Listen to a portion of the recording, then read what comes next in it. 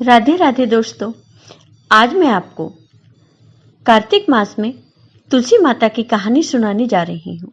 अगर आपको ये कहानी पसंद आए तो कमेंट बॉक्स में तुलसी माता की जय अवश्य लिखिए। साथ ही अगर आप मेरे चैनल पर नए हैं तो मेरे चैनल को सब्सक्राइब कीजिए और बेल आइकॉन पर क्लिक जरूर कीजिए, जिससे हमारी वीडियो के नोटिफिकेशन आपको मिलते रहें। हिंदू महीनों में कार्तिक माह का अत्यधिक महत्व माना गया है।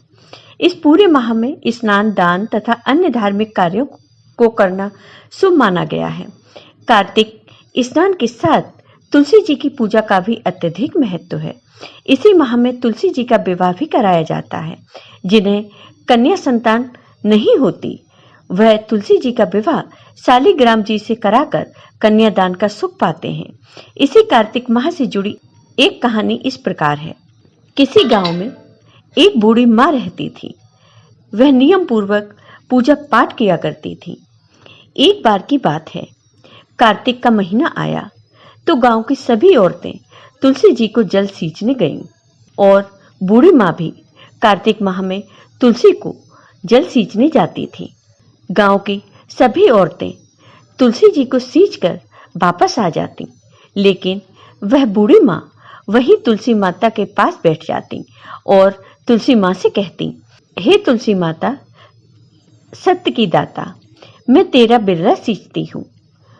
मुझे बहू दे, पीले रंग की धोती दे, मीठा ग्रास दे, बैकुंठ में बास दे, अच्छी मौत दे, चंदन का काठ दे, अच्छा राज दे, खाने को दाल भात दे और एकादशी का दिन दे, भगवान श्री कृष्ण का कांधा दे। बूढ़ी माँ की यह बातें सुन तुलसी माँ सूखने लगी। तुलसी माता को यूं सूखते हुए देख एक बार भगवान श्री कृष्ण ने तुलसी से पूछा, हे तुलसी, तुम दिन प्रतिदिन क्यों सूखती जा रही हो? तुलसी माता ने कहा कि बस मेरे मन की मत पूछो। भगवान ने कहा कि मैं नहीं पूछूंगा तो कौन पूछेगा? इस पर तुलसी माता कहती हैं कि भगवान, एक बूढ़ी माँ मेरे पास रोज आती है और मुझसे कहती है कि हे तुलसी माता, सत्य की दाता, मैं तेरा बिरला सींचती हूँ।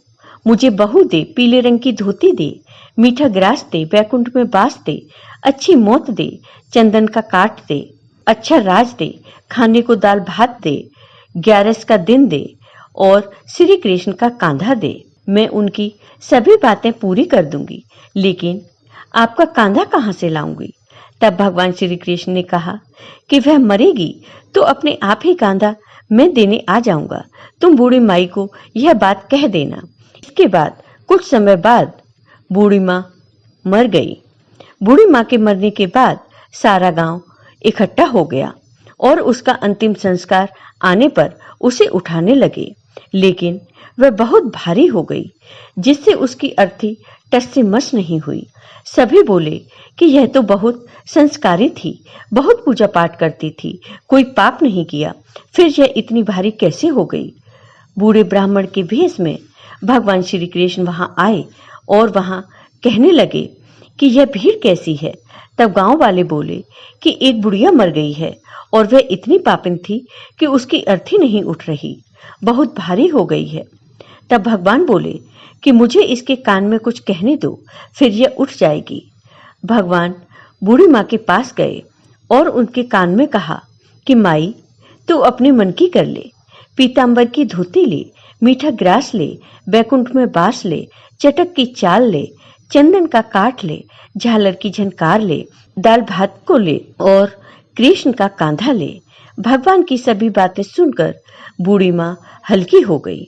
भगवान अपने कंधे पर उसे ले गए। बूढ़ी माँ को मुक्ति मिल गई और वह बैकुंठ को चली गई। तो हे तुलसी माता, जैसे आपने बूढ़ी माई पर अपनी कृपा की, वैसे ही अपने सभी भक्तों पर अपनी कृपा सदा बनाए रखना। जय हो तुलसी माता की, जय हो भगवान श्री कृष्ण की।